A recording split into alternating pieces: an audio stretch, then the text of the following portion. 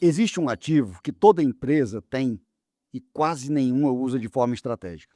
Não é o produto, não é o time, é o fundador. Quando o fundador vira o maior ativo de crescimento da empresa, as regras do jogo mudam. Hoje nós vamos falar sobre Founder-Led Growth, o modelo que fez algumas das maiores marcas do Brasil saírem do zero para o topo. E para trazer esse conteúdo, para trazer essa discussão, essa conversa, esse bate-papo gostoso, nós trouxemos um dos maiores especialistas do Brasil. É o homem que entende de varejo como ninguém. Estamos falando de Alan Barros. Alan Barros é CEO da Pulse, founder da Aceleraí, ex-vice-presidente de marketing da Casas Bahia, somente, e Ricardo Eletro.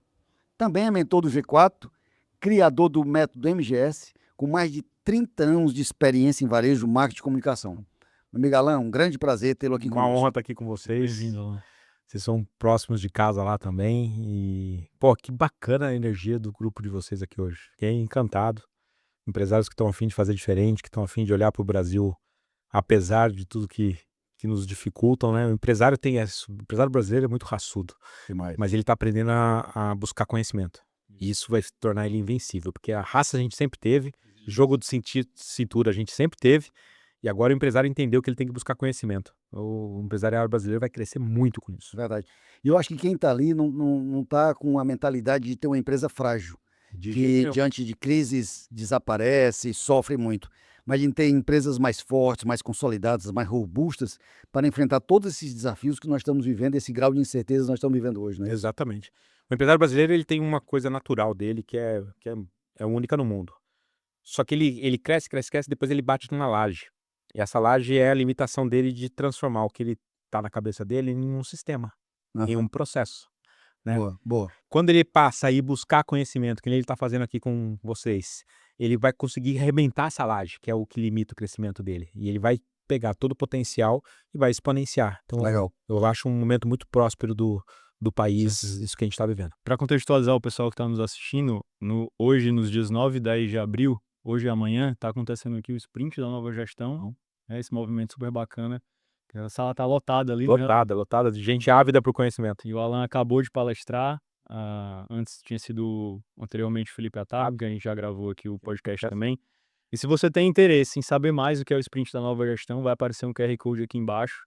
Essa turma estava 100% lotada, mas se você quiser já se inscrever e estar na lista de espera para a próxima turma que vai acontecer ali por meio de junho, já fica ligado. Não perde a chance não, é muito conhecimento condensado ali na veia. É isso aí.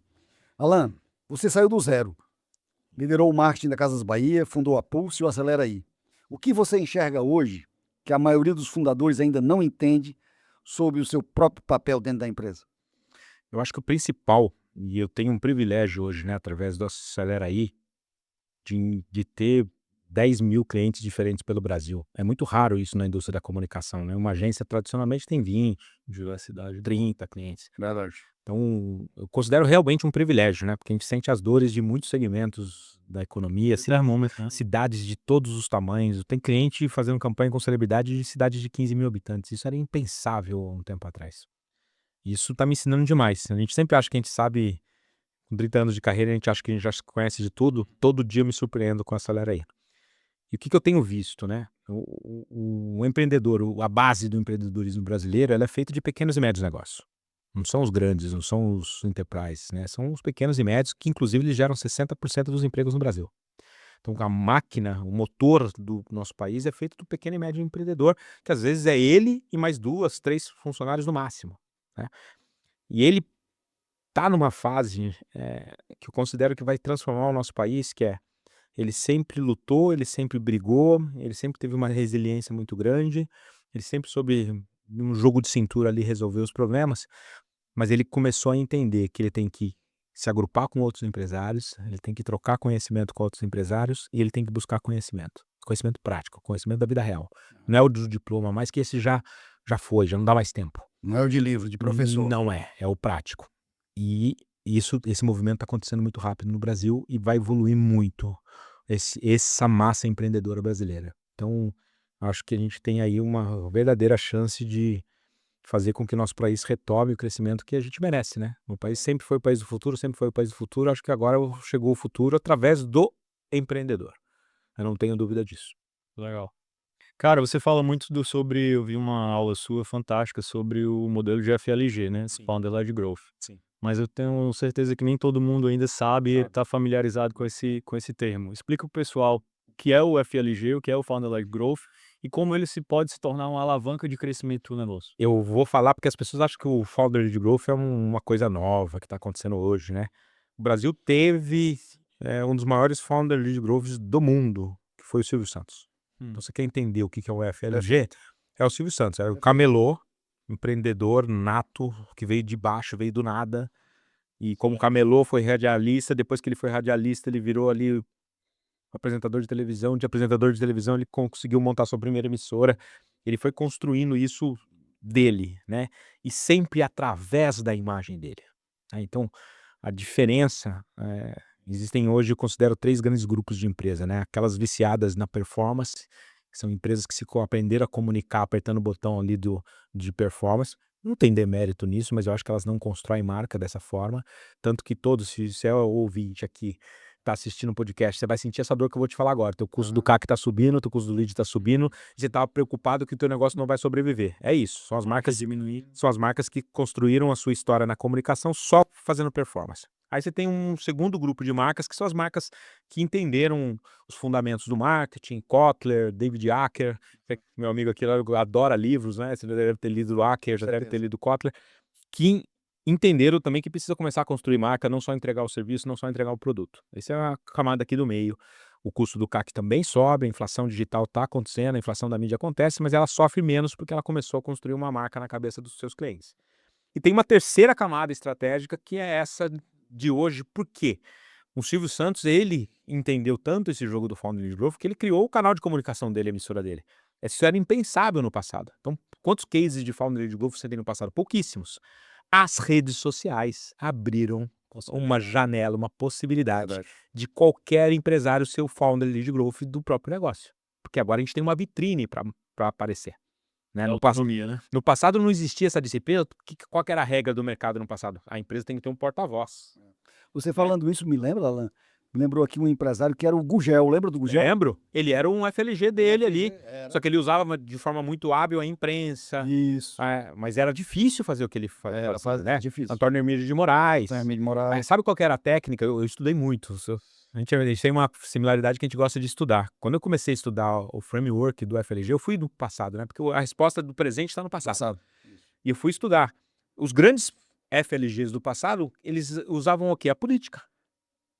Pega um Maluf em São Paulo. Isso. Ele era dono da Eucatex, uma das maiores indústrias de chapas e aglomerados do país. É verdade. E ele virou o que ele virou porque ele entendeu que a política era o caminho de comunicação de ser um FLG. Então você tinha ali a comunicação, você ser um super empresário que tinha a máquina da imprensa te dando espaço, ou você era político, né? Hoje não. Hoje, se a gente resolver montar uma pizzaria aqui diferente, nós 3, e a gente for para botar a cara na... Tenho certeza que a gente vai ser 3 founders lead growth da melhor pizzaria do Ceará, de Fortaleza. Então tem como você fazer isso. E aí cria-se uma nova disciplina no marketing que tem poucos empresários entendendo. Quem entendeu esse jogo está saindo muito na frente. Legal.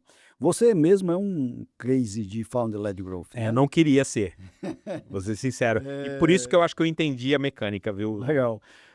Do começo, praticamente lá do zero, deixando de ser executivo e começando a empreender, a hoje a liderar 10 bilhões em mídia, né? Você virou parte desse processo de estratégia de crescimento dos negócios. Sim. Conta um pouquinho sobre isso. Então, e no meu caso foi complicado, porque eu tenho um negócio, o meu maior negócio é o negócio enterprise, que são clientes com investimento de 100, 200, 800 milhões de reais ano, que eu ir pra rua botar minha cara talvez não fosse ser tão bom. Eu poderia ser questionado. Eu tive que me equilibrar ali num fiozinho da navalha ali, perigoso.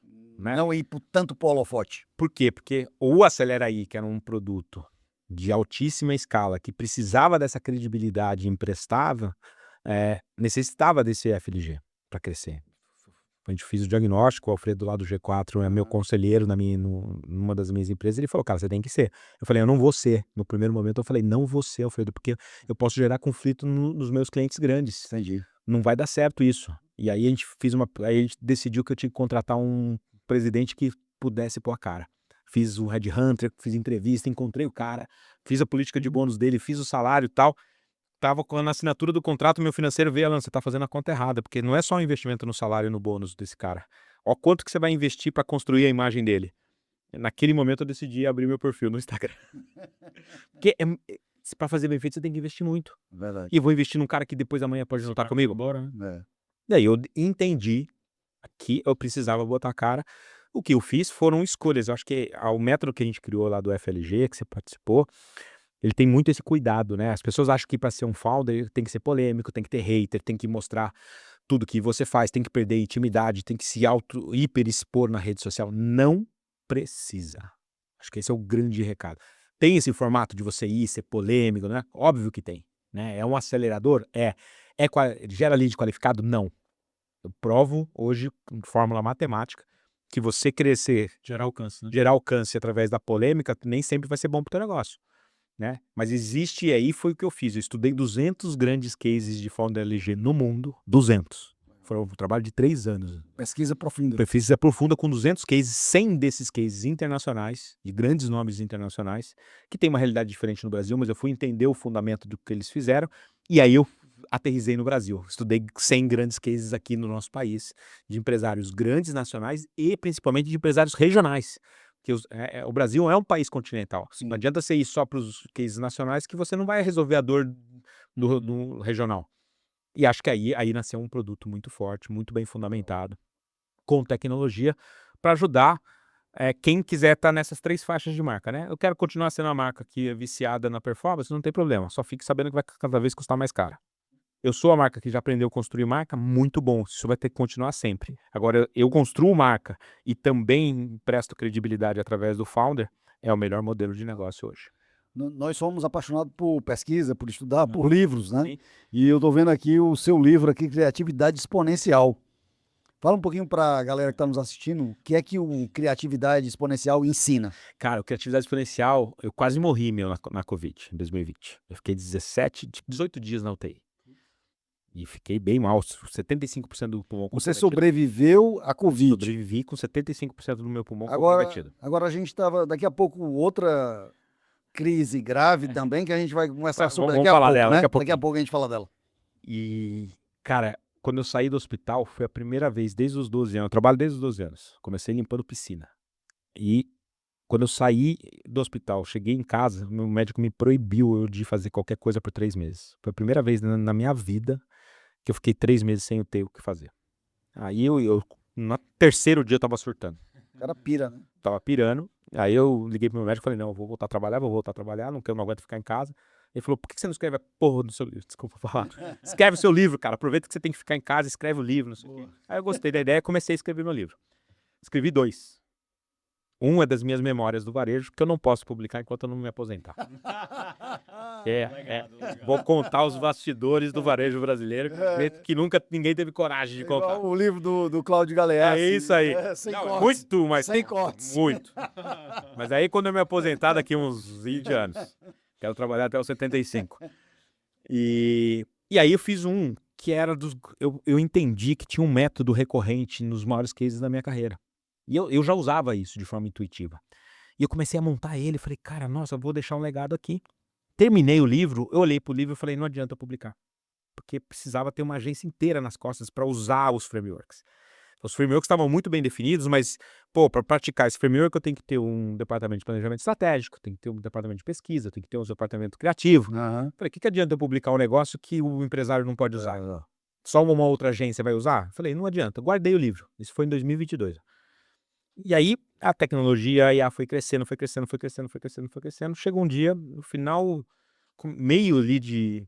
meio pro final de 2024, eu revisitei o livro e falei, cara, se eu adaptar todos os frameworks para inteligência artificial, aí eu tenho um legado. Porque eu sempre quis que o livro servisse para o jovem que está começando a estudar publicidade hoje, para o empresário que não tem área de marketing, eu queria que fosse um livro para ser usado. Aham. E aí eu readaptei, trouxe um rapaz de tecnologia, é o primeiro livro do mundo que atualiza todos os dias. É mesmo? Porque se você entrar aqui no livro, você tem acesso a uma comunidade. Lá na comunidade, todo dia a gente atualiza os frameworks. Pô, Todo dia tem um framework novo para quem tá dentro do livro. E eu falei, agora eu tenho um legado. Então agora não depende mais da pessoa ter toda uma retaguarda. E aqui, para quem é do Brasil, conhece, tá a case como a gente construiu um Quer Pagar Quanto, que é uma das campanhas mais lembradas do varejo até hoje. Posicionamentos gigantescos, primeira campanha de Black Friday da história do Brasil. Quando ninguém falava de Black Friday, em 2007 eu fiz a primeira campanha de Black Friday aqui no Brasil. Aí, enfim, tem vários, mas não é com um livro de histórias de case. Cada case tem o seu framework para você usar no teu negócio na hora. Aí você baixa o prompt, usa o prompt. O livro todo é muito aplicável. Muito aplicável. Esse foi a grande missão. Meu livro de história vai ficar mais uns anos guardado lá, porque vai virar uma novela. O FLG ele é muito poderoso, Muito. né? Principalmente quando a gente está falando de empresas de serviços e que o founder ali muitas vezes tem um nome e até o nome Nome da empresa, né? A marca é o nome dele. Skin the game total. Total. Pro pessoal que está em casa e já entendeu, pô, eu preciso começar a fazer o modelo de FLG. Por onde é que eu começo? Cara, Dá a dica pro pessoal. Começa pelo primeiro critério, que eu acho que é o mais importante, é o quanto você está disposto a se expor em nome da tua empresa. Então, acho que a primeira decisão é essa, e é uma decisão que tem que ser familiar. Né? Você tem que Vai impactar a dinâmica, né? vai impactar a dinâmica da família, tem que ser consensual, a família tem que entender os impactos dessa decisão. Não tem jeito, regionalmente vai e dá certo hoje em dia se você fizer, seguindo as regras, você vai estar andando acontece comigo hoje, eu nem sou tão conhecido, mas às vezes eu estou num restaurante, um momento totalmente familiar, vem um cara querendo, poxa, posso tirar uma foto contigo, eu tô te seguindo, tô te fazendo isso. Você tem que aprender a conviver com isso. Você ser cortês, educado, Tem que ser. aceitar, né? Tem que ser. A família tem que entender isso. Então, a primeira decisão que eu falo sempre é essa. Então, tem um preço a se colher, que é, você vai gerar mais cliente, tua empresa vai crescer mais rápido, teu custo do CAC diminui, teu lead diminui, esses são os benefícios. Você vai perder privacidade, Total. você vai tomar hater, você não pode ficar chateado com hater. Principalmente depois que você se posiciona, né? Não, e às vezes nem se posiciona. Eu fiz um post, eu não entro em polêmica, minha estratégia é nunca entrar em polêmica. Mas outro dia eu sou corintiano, meu time não anda muito bem. Já entrou em polêmica. Então, mas... Você é corintiano. Então, mas... olha que loucura. Meu time não tem ganhado muita coisa. Aí ganhou a final ali da Supercopa do Brasil, ganhamos em cima do Flamengo. Eu não falei de Flamengo, eu não falei de nada, eu só comemorei, Disse que era corintiano. feliz com o título do meu Corinthians. Só postei isso, enxurrada de corintiano me martelando. Eu falei, eu não tirei sarro, eu não gozei com o Flamengo, nem a Twitter, os flamenguistas. Cara, aí eu tive que entender que eu não posso fazer isso no meu perfil. Né? Tem um trade-off aí que você Perdi. tem que sair. Então, assim, essa é a primeira camada de decisão. Né? A segunda, você tem que organizar o seu dia, porque se você não levar a sério esse negócio, você não vai a lugar nenhum. Disciplina de execução. Disciplina de execução. Então, hoje eu tenho lá na minha agenda 1 hora por dia só para gerar conteúdo. Meu time sabe que eu tenho aquela horário, aquela janelinha das 8 às 9 da manhã todos os dias. Eu chego muito cedo no escritório. Então, eu limpo a minha pauta do dia anterior, eu fiquei devendo entre 7 horas, 7h30, que eu chego no escritório até às 8. Das 8 às 9 eu fico disponível para o meu time gerar conteúdo. Se o meu time não aproveita esse horário, me perdeu. Então, ele já sabe que a minha janela de produção de conteúdo, do que eles quiserem, De 8 às 9. é uma disciplina. Então você tem que pagar esse preço de fazer. Outra coisa, se você não é um FLG, se você não construir autoridade. Para construir autoridade, você tem um esforço. Eu estou investindo aqui para estar aqui com vocês hoje. A nossa relação é incrível, acredito muito no que vocês estão fazendo, mas é um investimento do meu FLG estar aqui, né, ter acordado 4h30 da manhã, Total. pegado o voo às 5h para 6, chegar aqui, vamos ficar o dia inteiro juntos. É incrível, mas é cansativo. Total. Então você tem que saber que se você quer ser o FLG, você também tem que estudar mais. Você Tem uma abdicação aí, né? tem. Então acho que a primeira dica que eu dou é: você está disposto a pagar o preço para colher esse resultado? Se você tiver, o resultado vem. Legal. Boa. Que Cara, assim, eu acho fantástico a gente estar conversando sobre isso, porque eu tive a oportunidade nesses 35 anos de trabalhar com vários empresários, né? Alguns mais extrovertidos, alguns mais tímidos, né? Alguns mais afoitos, outros mais prudentes, ou seja, todos os perfis que a gente trabalhou, mas eu sempre admirei muito. Por exemplo, nós temos um empresário nosso aqui que ele é dono de uma construtora. E ele, Alan, eu acho que é um dos maiores influencers do estado. Olha. Porque as pessoas gostam de ver a vida dele. E ele é uma pessoa que eu admiro muito, eu gosto muito dele, realmente é um amigo nosso do coração mesmo, assim, que não tem preço, talvez é o cliente mais antigo da Gomes de Matos, a gente gosta muito dele. E ele, assim, ele tomou essa posição de ser founder-led growth, ele não precisa, porque ele é multimilionário, mas ele não precisa, mas ele tem essa postura. Inclusive, ele entendeu que faz a diferença. faz a diferença. E, inclusive, ele posta os momentos ruins da vida dele. Né? Então, por exemplo, ele recentemente ele postou, ele passou por um problema de saúde, ele postou que ia estar em São Paulo fazendo uma cirurgia, mas que acreditava muito nos médicos, em Deus, e que ia correr tudo bem e tal, tudo mais. Engajamento puro. Puro. E ontem ele voltou, né? Ele veio da cirurgia ontem, e hoje ele postou, e assim, é uma alegria muito grande, porque quando ele vai entrando na empresa, Alan, parece quando o Lionel Messi chega para jogar lá, Mas é isso. lá em Atlanta, entendeu? Lá na Flórida. Putz, é um negócio assim fantástico. As pessoas admiram não só quem tem um convívio próximo dele, mas como as outras pessoas têm. Então, a pergunta que eu te trago é assim, e inclusive nós passamos por isso também, né? Em 2019, não, 2020, antes da pandemia um pouco, final de 2019, um garoto chegou para mim e disse assim: Eduardo, você mudou a minha vida no fórum que a gente faz, que é o Fórum Nova Gestão. Eu disse assim: mas o que foi que eu fiz? Então, você disse que estabilidade não existe, é instabilidade.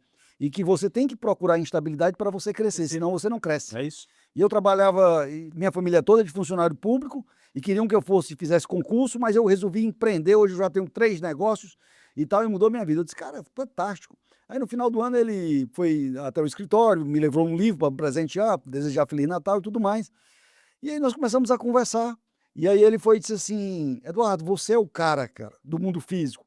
Você é o dono da maior consultoria, todo mundo te respeita, você tem os maiores clientes aqui do estado e tal, tudo mais, você é o cara.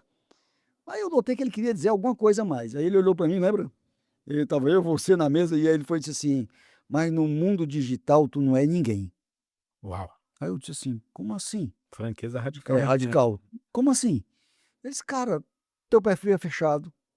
Acho que tu tem menos de 1.000 seguidores, né? Tu não posta o que tu faz, tu não compartilha teu conhecimento, tal, tudo mais.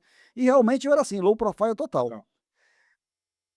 E aí eu disse assim: rapaz, você tem razão. Eu preciso assumir essa postura aí. E aí o Dudu olhou para ele e disse assim: cara, papai não gosta de fazer isso. Papai não gosta de fazer isso, tal, tudo mais. E aí eu olhei pro Dudu e disse assim: Dudu, tem que fazer isso? Eles têm. Eu digo: então vamos fazer. Mateus, tu sabe fazer isso? Eu disse: sei. Então tu tá contratado. Sensacional, sensacional. Porque a gente não sabia nem o que era. Não sabia nem o que era. Não sabia nem o que era. Eu digo: então você está contratado. Nós vamos fazer esse negócio e eu vou abrir meu Instagram, meu LinkedIn, Perfeito. para que a gente possa efetivamente fazer isso. Mudou a curva de aceleração, não mudou? Total. É isso. Total. Eu tenho um privilégio hoje, eu sempre tive muita sorte na minha carreira de ter grandes clientes com legados assim incríveis. E hoje eu tenho um privilégio de estar próximo do Luciano Hang. E ele é, para mim, hoje o maior founder lead growth do Brasil, sem dúvida. Ele tem mais seguidores do que a marca dele, do que a Van. E olha que a Van tem muitos seguidores, é a marca de varejo que tem mais seguidores na América Latina. Mesmo assim, ele é maior ainda do que isso. E é incrível o poder quando você entende, quando você estabelece um propósito, tem a clareza do propósito que você quer cumprir com esse posicionamento, você gera atratividade para novos colaboradores. Eu hoje, exemplo, você conheceu o Galvão, meu head comercial, eu não prospectei ele, eu fui prospectado por ele. E ele chegou e falou para mim: Alan, eu quero trabalhar com você. Então hoje eu tenho pessoas incríveis querendo trabalhar comigo por causa da minha postura. Legal. Então, Quer dizer, não é só para o cliente, né? Não, Do lado não também. tem. Eu tenho gente, Para pessoas também. tenho pra nossa equipe, grandes, Employer branding. muito, cara. Então você vira um efeito gravidade de talentos. Tem fornecedor que chega para mim e fala: eu quero estar no teu hall de fornecedor. Você cria um ambiente, uma gravidade positiva em torno do teu negócio, que tem coisas que não são tangíveis, não é só sobre faturamento. Então, que é exatamente isso que você está me falando. Ó, a consequência de você ter aberto foi você já estava fazendo, de certa forma, gerando essa gravidade. Esse cara impactou no que você ensinou ele chegou mais próximo de você. Olha como a consequência é gigante. Legal. A gente conversou muito com o Atab também sobre o Hatab, né? Hatab. Hatab. Sobre comunicação e marketing, né? A diferença de comunicação e marketing, a diferença de audiência para a comunidade. Você foi um cara que teve à frente de mais de 10 bilhões de investimento em mídia e comunicação. Se você pudesse citar um aprendizado, um grande aprendizado, ou uma armadilha a ser evitada em termos de comunicação e investimento em mídia, que armadilha seria essa? Cara, é a falta de. Até hoje não achei. Eu queria achar uma palavra melhor, não achei. Eu chamo de dízimo. As igrejas sabem usar essa palavra de uma forma muito eficiente. Que é o quê? É a falta de você ter uma estratégia de que tudo, qualquer investimento que você faça, tem que pagar algo para a construção da marca, né? Então, hoje, quando a gente fala sobre branding hoje com os meus clientes, eu divido em 3 categorias, né? O branding puro, na minha cabeça, pelo menos 20% do investimento do seu orçamento tem que ser para construção de marca ali. É o dízimo ali. É o dízimo, 20. Mas 20 puro, que é 100% construção de marca. Aí você tem 40% que eu chamo de retail, que é aquele momento que eu falo do meu posicionamento e estou vendendo meu produto, meu serviço. E aí eu tenho 40% que eu só vendo. Esse, no meu ponto de vista, são os maiores cases de construção de marca e performance simultaneamente, né? Porque às vezes, agora eu só estou no momento de construção de marca. Isso não existe. Agora eu só quero vender, também não existe. Esse equilíbrio de você entender que você precisa equilibrar os momentos da sua marca em 3 níveis de complexidade, obviamente que em determinados momentos você muda essa curva. Pô, tô chegando no final do mês. No final de mês não tô chegando na meta, desliga um pouquinho aqui em cima, Branding foca aqui. na venda. Mas a tua estratégia tem que nascer com esse equilíbrio. Cara, é assim que funciona, é assim que as grandes marcas no mundo, uma Coca-Cola é construída assim, todas as marcas da Nestlé são feitas assim, as grandes marcas pensam dessa forma. Obviamente que tem um jogo de estratégico ali do momento que você mexe um pouquinho, mas 70% do tempo as marcas operam dentro dessa matriz. O empresário tem que aprender isso. Acho que esses são os gaps que a gente ainda tem, né? Às vezes o empresário, não, agora é hora de vender, vou bater estaca, né? Ele vai batendo, faz performance, chega uma hora que fica vazio. Entendi. Alan, tem um estudo que foi feito, um estudo bem difícil de ser feito, que o cara estava pesquisando empresários ou executivos que tinham perdido mais de $1 bilhão. Rapaz, você fracassou, Sim. você perdeu mais de $1 bilhão. Para entrar no rol da pesquisa dele, o cara tinha que ter perdido $1 bilhão. E para falar como o cara perdeu $1 bilhão, não é fácil, Não é porque fácil. ninguém quer falar dos fracassos. A gente fala muito bem das nossas deu virtudes, das nossas conquistas, do que deu certo, mas dos fracassos ninguém quer. Vamos para um case que você foi vice-presidente dessa empresa, Sim. e essa empresa depois teve dificuldades, Muito. né, recentemente. O que aconteceu efetivamente com a Ricardo Eletro? Eu te falo na íntegra. O Ricardo foi um dos primeiros founder lead growths do varejo, né? Botar mesmo a cara com força. Eu era concorrente dele na Casa do Bahia e em 2003 ele já me dava trabalho em Minas. Em 2003. Então assim, era a pegada dele tá na frente da comunicação, de falar, ele ia pra frente e falava que preço era tudo. Era uma loucura. E depois que eu montei minha primeira agência, não podia atender a própria Casa Bahia que eu tinha saído, porque ela já tinha um contrato com uma outra agência, eu fui atender ele. E a gente fez uma história muito grande. Eu fiquei 6 anos atendendo a Ricardo. Foi lá que eu fiz a primeira Black Friday do Brasil com ele. Eu levei ele pra Nova York, botei ele no avião, falei, Ricardo, pra explicar o que era Black Friday pro brasileiro, vamos gravar em Nova York? Então eu fui pra Nova York, porque a gente quase foi preso, porque eu inventei da Best Buy, comecei a gravar o filme e falei, Ricardo, você vai bater na televisão e vai falar assim, ó, vou vender mais barato que nos Estados Unidos. E ele fez, aí só que a gente não podia, não tinha pegado autorização. Então ele sempre foi um gênio em vender. E o problema ali foi muito simples. Juntou-se 5 grandes marcas que eram líderes, todas líderes aqui no Nordeste, Sinuante. Sinuante era muito forte. Muito O forte. Ricardo era muito forte. A Eletroshop era muito forte em Recife. Bem, Citilar era muito forte no Centro-Oeste. A Salfer era um gigante no Paraná. 5 redes que eram líderes regionais se juntaram sem a clareza de um líder. Porque ficou 5 presidentes querendo mandar no negócio, puxando para um lado, puxando para o outro. puxando para o outro, a empresa foi sofrendo. Então, a máquina de vendas nunca existiu. Porque nunca se tomou a decisão do seguinte, entre os 5 grandes negócios regionais, qual que vai predominar? Se eles tivessem feito essa escolha, ó, quem vai predominar é a Sinuante. A Sinuante é a mais organizada, e era a mais organizada de todas. Então, queremos ser a mais organizada? Queremos ser a que mais vende, que é a Ricardo? Queremos ser a que tem a melhor performance de margem, que era a Salfer? Quero ser a que tem o melhor crédito, que era a Citilar? eles não decidiram nada, acabaram não sendo nada.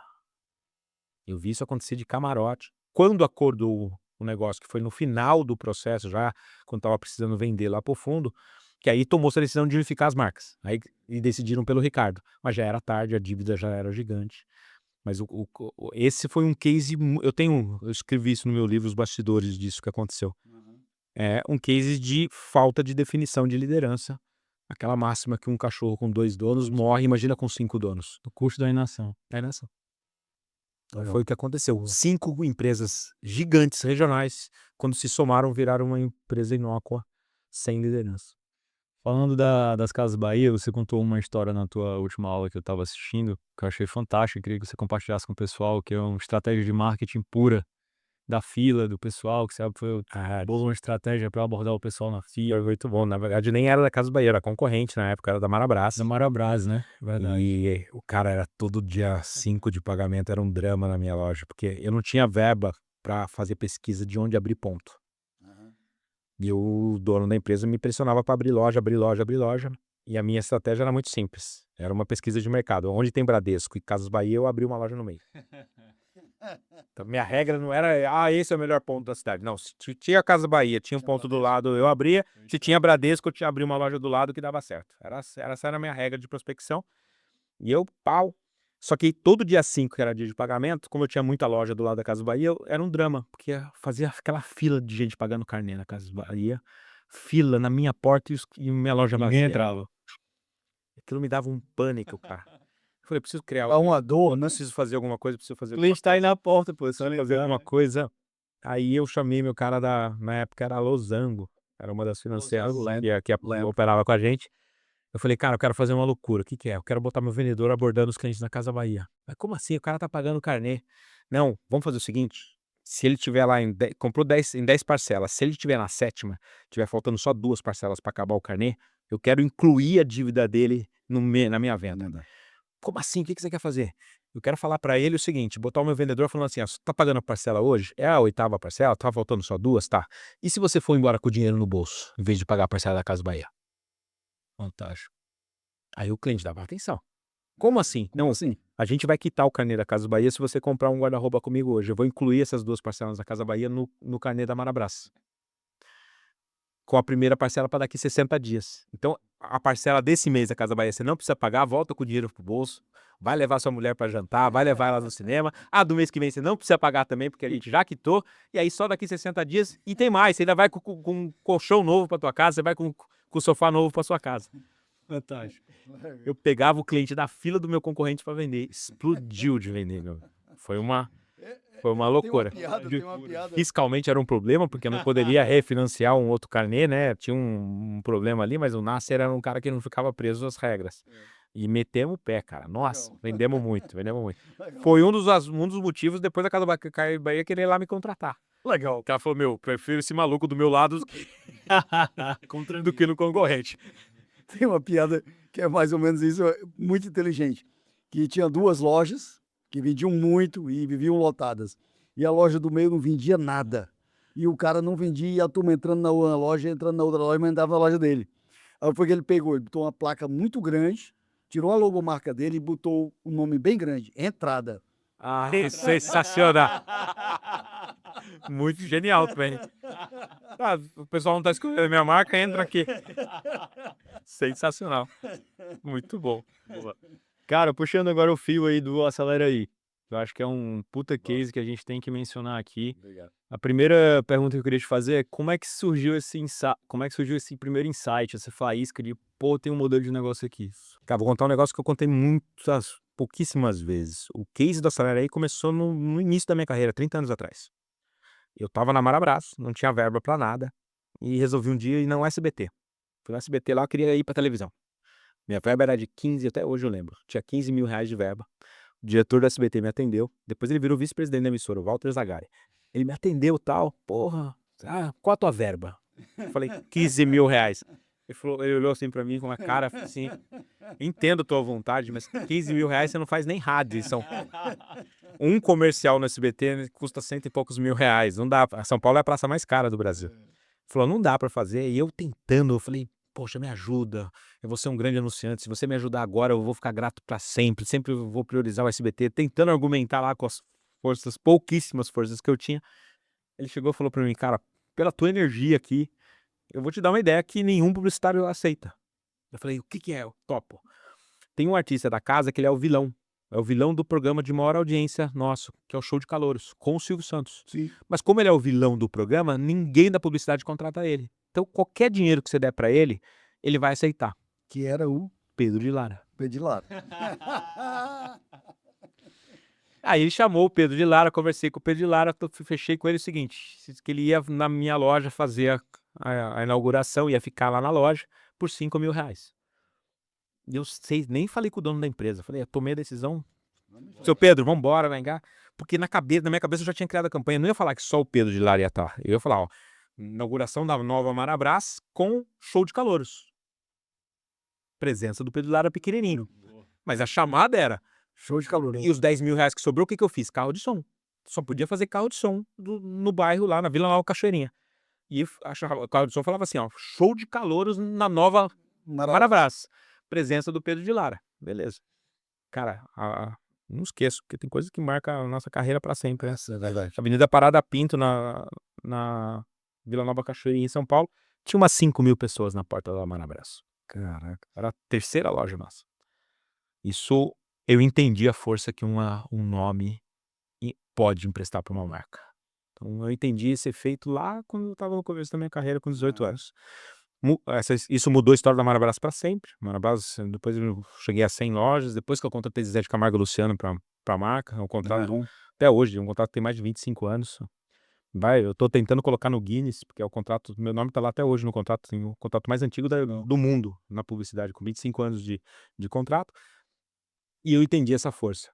Quando, em 2019, eu tive aqui um insight que eu precisava reinventar o negócio através da tecnologia, me veio isso na cabeça. Como é que eu replico Aquela ideia. a ideia do Pedro de Lara com muito mais impacto, com muito mais potência para qualquer tipo de negócio no Brasil? E foi a semente ali que deu origem ao insight do Acelerei, porque eu vi o efeito que eu provoquei na história de uma empresa quando eu consegui. Hoje a gente faz isso para 10.000 Marabras, 10.000 clientes que estão crescendo através do nosso produto. Legal. O pessoal ficou impressionado ali quando o Alan apresentou a Acelera aí, cara. Né? Teve gente já querendo fechar ali na hora. Eu acho que já tá fechando lá. Fechando lá e de ter, por exemplo, qualquer grande celebridade hoje. A gente democratizou credibilidade, né? É sua marca, né? Mais de 100. Mais de 100 artistas. Pro artista é bom porque ele torna acessível o impacto que ele provoca, né? O artista, quando eu explico isso pro artista, o artista entende que também tem um propósito importante, né? Emprestar a imagem dele para fazer o pequeno e médio negócio crescer. Porque a gente não pega a condição da Acelera aí e vou emprestar para uma marca gigante. Não pode. Meu contrato com o artista é exclusivamente para pequenos e médios negócios. Então, quando eu explico o modelo pro artista, o artista entende que ele tem um poder de transformação. Então não é só financeiro. Ele faz uma contribuição. Faz. Então esse é um lado importante. Uma pegada de give back. Tem, óbvio. O Legal. artista sabe que ele tem esse poder. E qual é a mídia que mais utiliza? Cara, esse é uma questão que eu ainda não consigo resolver. 98% é digital. 98 é digital ainda? E os poucos clientes que sacaram que dá para ir para um outdoor, dá para ir para uma mídia exterior, dá para ir para televisão. Tem cidades que um jornal nacional No independente, interior é muito barato. R$800. É muito barato. Tem cidade que custa R$800. Eu te garanto que R$800 numa cidade do interior e R$800 no Instagram, e você tá num intervalo do Jornal Nacional na noite na televisão, aqui dá muito mais resultado. Muito mais. E contínuo, né? Ele faz uma parábola, o resultado vem, cresce, vai. Quando você para de fazer, ele não zera. No digital ele zera, É verdade. né? Então, mas ainda é uma barreira a se vencer. Porque o cliente que chega pra gente é um cliente que só fez digital, sempre só fez isso, ele é meio que viciado. E no primeiro momento a gente resolve muito, porque a autoridade de um artista faz o lead cair 30% o custo. Porque o algoritmo entende que tá dando atenção para aquela peça, então ele começa a entregar mais barato. E aí ele vicia mais ainda. O primeiro efeito do Acelera aí é, porra, agora o meu lead caiu, agora que eu vou investir mais no digital ainda. Eu acho que a gente tem que ser cliente do Acelera aí, né? Já vi uns artistas ali que eu gostei já. Vai em casa. Edição especial aqui. Eu faria com o Evaristo Costa. Exatamente o que eu Jornalista pensei. Presta muita credibilidade. Foi pro exatamente modelo o de que eu negócio de pensei. vocês. Exatamente o que eu O pensei. Evaristo vende muito no Brasil inteiro. E o Evaristo, desde o jornal Hoje que eu assistia, pô, Ele é incrível. ele é incrível, cara. Ele é um O tom dos de poucos voz, jornalistas que preservou postura. a marca, pessoal. Ele é um jornalista que não tem nenhum viés Não tem ideológico, não tem verdade, nada. verdade. Legal. Acelera aí, maior case da tua carreira hoje em termos do zero, saindo do zero, assim, de empreendedorismo? De impacto no mercado, a Pulse é muito maior. Porque a Pulse é uma agência hoje que está entre as 10 maiores do país, de um cara que não fez carreira de publicitária. Eu sou o único dono de agência que nasceu do outro lado do balcão. Todos os meus concorrentes foram publicitários de nascença. Nenhum deles vivenciou o skin the game que eu vivenciei de ser cliente, de ter que lutar pelo resultado todos os dias. Eu sou o único fundador de agência entre as maiores do país Isso dá outra visão, né? que nasceu no balcão do cliente. Isso é muito raro, porque eu nunca fiz parte do clube, eu nunca fui convidado para sentar no clube dos publicitários. Eu sempre fui um bicho estranho no mercado publicitário. E isso me dá muito orgulho, porque você vencer nessa diversidade não é fácil. Não é fácil. Quantos clientes hoje, Pulse? Clientes Enterprise 15. A gente faz um bi 600 de faturamento esse ano. Porra. É expressivo. Então, Muita coisa. como o impacto no mercado é a Pulse. Pelo meu coração, pelo que Menina dos pelo que olhos. gera de resultado, de prosperidade para pequenos e médios, a minha paixão hoje é o Acelera aí. Legal. Um movimento muito bacana. Então, eu fico dos dois lados ali. E eu queria também puxar um outro gancho aqui, cara, que é do movimento que você criou e a gente já adotou aqui na Gomes de Matos, que é o Net Business, que é a evolução do network. Fala um pouquinho pro pessoal aí o conceito. A gente participa, né, de outros grandes projetos de network. Eu não sou contra, tá, os projetos de networking. Acho que eu participo de 3, 4 bem importantes. Acho que é saudável a troca com outros empresários. Só que chega um momento que só o relacionamento, eu acho que não atende mais. E eu aprendi, depois de participar de vários clubes, que a agenda chega um momento que ela complica. Verdade. A logística, principalmente pra gente aqui do Norte E Nordeste, aí, fecha de eu sou um cara que gosta de achar caminhos novos onde ninguém enxerga. E aí, olhando para isso, eu falei, eu sou um cara que estou em vários clubes e não consigo mais estar presente nesses clubes. Aí eu falei, cara, precisaria estar faltando aqui um negócio que seja prioridade gerar negócios. intencionalidade, Uma mano. intencionalidade absurda de que, a partir do momento que esse cara está aprovado, ele é idôneo, não é um conchavo, né? Porque longe disso. É o seguinte, cara, se eu preciso de um advogado para resolver um contrato particular ou um contrato com meu sócio, se em vez de buscar fora, por que eu não vou ver aqui no Net Business primeiro? E não é porque esse advogado está indo tomar vinho comigo num evento. É porque ele está ali, ele faz parte, ele está gerando um negócio para o grupo. Tem credibilidade. Se eu preciso de uma empresa de brindes, se eu preciso de uma empresa de contabilidade, fazer um grupo de empresários que se autorrelacione ali para a prosperidade de todo mundo. E que o critério de permanência não seja comprar o passe para estar lá dentro. O critério é você gerar negócios para o grupo, né?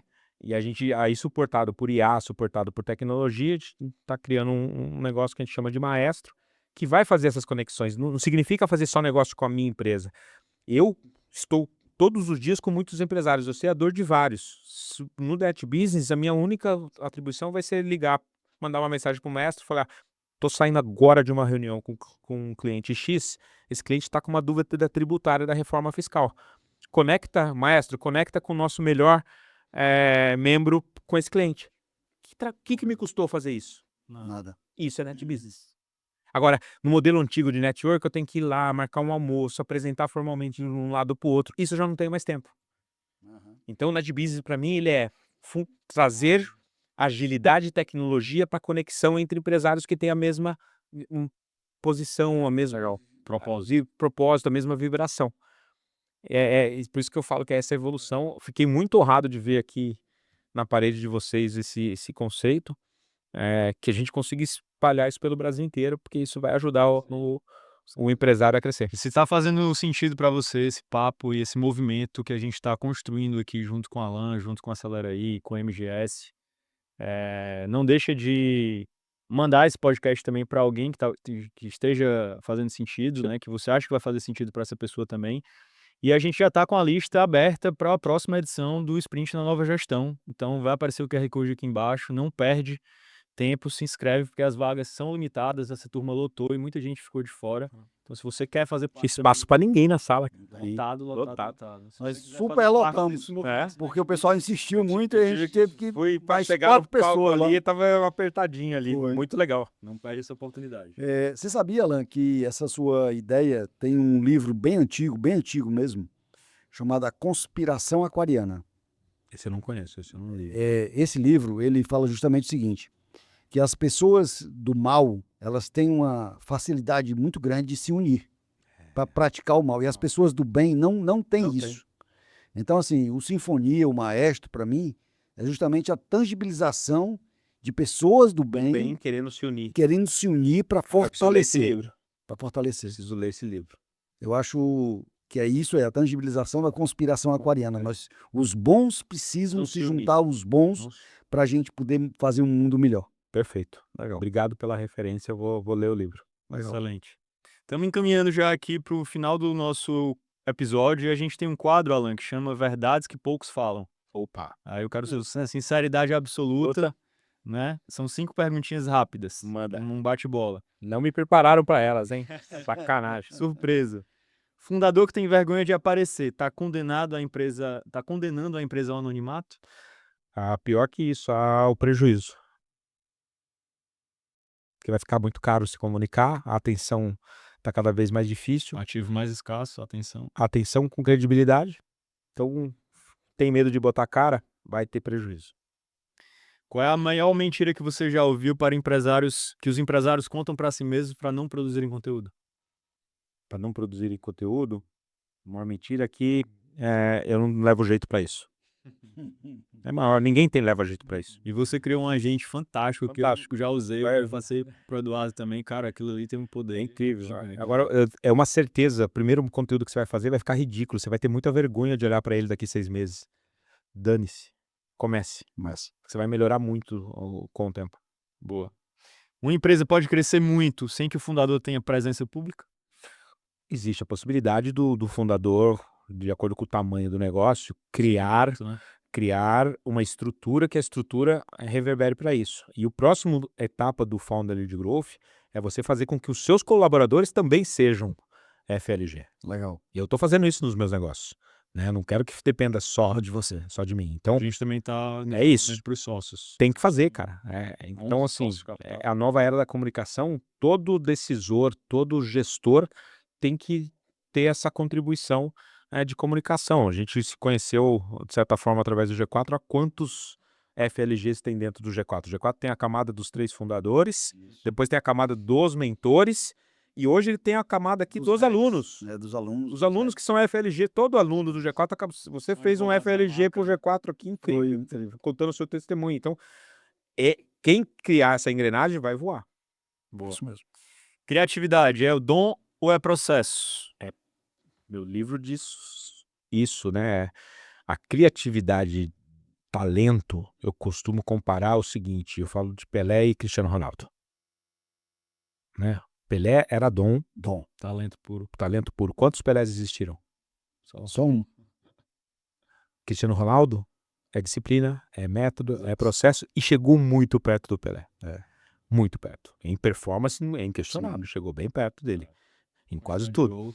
E longevidade maior do que o Pelé. Então é o seguinte, não dá para confiar só no dom. Dom é muito raro, é uma coisa que vai acontecer pouquíssimas vezes. Agora, processo é possível, processo te dá resultado, processo faz com que a tua companhia cresça. E criatividade é processo, eu defendo isso no meu livro. Legal. Criatividade exponencial, galera. E a última, o que separa um fundador que vira referência de mercado de um que fica invisível? Ele conseguir entender que ele também é uma marca e uma marca precisa ter diferenciais sólidos. Né? Ele não pode ser um copy-paste do que existe no mercado. Eu vejo muito um empresário tentando ser um FLG fazendo um copy-paste de outros. Sim. Né? Tem que ter Então, autenticidade. você pode até começar dessa forma, eu não vejo problema para quebrar o gelo, quebrar as travas, não tem problema você ser um copy-paste no começo. Mas para você realmente fazer o seu negócio sair da curva, Você tem que ser autoral, você tem que criar um diferencial, você tem que entender que você virou uma marca. Quando você vira uma marca, você tem que construir todos os diferenciais que uma marca precisa ter. E o interessante é que tudo é baseado em estratégia e intencionalidade. Tudo. Nunca é aleatório. Nunca. Eu, 3 anos estudando a fórmula, você usou a fórmula lá. Quem quiser, Valiosíssimo. entra lá no meu perfil. Eu tô dando, no meu perfil tem o link lá para você baixar o livro. Ah, é? Livro. Eu tô dando. Legal. Tá lá para Imperdível. usar. Posso fazer um resumo? Por favor. Tudo que o Alan falou aqui. O fundador é o ativo de crescimento mais poderoso e mais subutilizado de qualquer empresa. Beleza? Founder-led growth não é sobre ego, é sobre usar a sua história e a sua autoridade Exato. como estratégia de negócio. Comunicação de impacto não depende de verba, depende de posicionamento claro e presença consistente. Exato. Propriedade intelectual, um método, um livro, um ponto de vista é o diferencial competitivo mais difícil de copiar. Né? Exato. E o empresário que não conta a sua história deixa o mercado inventar uma história para ele. Perfeito. Exatamente. Belo resumo, meu amigo. E a reflexão final é: você já tem uma história, já tem um conhecimento, já tem experiência, background, já tem a credibilidade dentro do teu segmento de onde você atua. A pergunta é: você está usando ou vai usar tudo isso como estratégia de crescimento para o teu negócio? Né? Essa é a grande reflexão, o grande insight. E se você não tem o método, nós temos. Perfeito. Não é isso? Alan tem um método para realmente você ser um founder-led growth de sucesso. Dá o passo inicial, É isso aí. Se permitir, né? se permitir. Boa. Alan, Show. queria que você desse uma mensagem final aqui pro pessoal e uma dica de livro, fora o Criatividade Exponencial, que você tenha. Cara, esse livro aqui. O livro que eu tô lendo a segunda vez agora é a biografia do Elon Musk. Eu tô lendo ele também agora. Fantástico. Nenhum empreendedor pode. Você descobre até porque ele mudou o nome do Twitter, né? Você tem que ler esse livro. Você Incrível. pode não gostar do Elon. Incrível. Tem que ler. Tem que ler. Muito bom. Esse é o número 1. Mensagem final aqui, a gente entra numa das eras mais transformadoras da humanidade. Né? Daqui 5 anos a gente vai estar aqui de novo falando do quanto que gerou-se de prosperidade através da IA. E se você está nesse jogo, IA é estrutural, ela não é opcional. Né? É quase uma alfabetização. Você imagina o teu negócio não saber ler? Então, esse é o grande recado. Eu falei bastante disso hoje. Ela não substitui a gente, ela amplifica, ela potencializa quem souber entrar nela durante os próximos 5 anos. Aí vem o meu recado mais importante. Ela vai servir para você criar uma vantagem competitiva para o teu negócio. Daqui 5 anos é commodity, vai ser obrigação as empresas terem. Quem entrar agora vai criar uma vantagem competitiva que vai durar para sempre. Então, esse é o maior recado. Bacana. Que aula, pessoal. Prazerzaço, viu? Prazerzaço. Alan. Muito obrigado, viu? Muito bom. Show de bola. Uma aula, viu? Pessoal, e esse foi mais um Nova Gestão Talks. Fica ligado aí que o próximo episódio também eu tenho certeza que vai ser incrível. Valeu, até mais. Valeu! Valeu.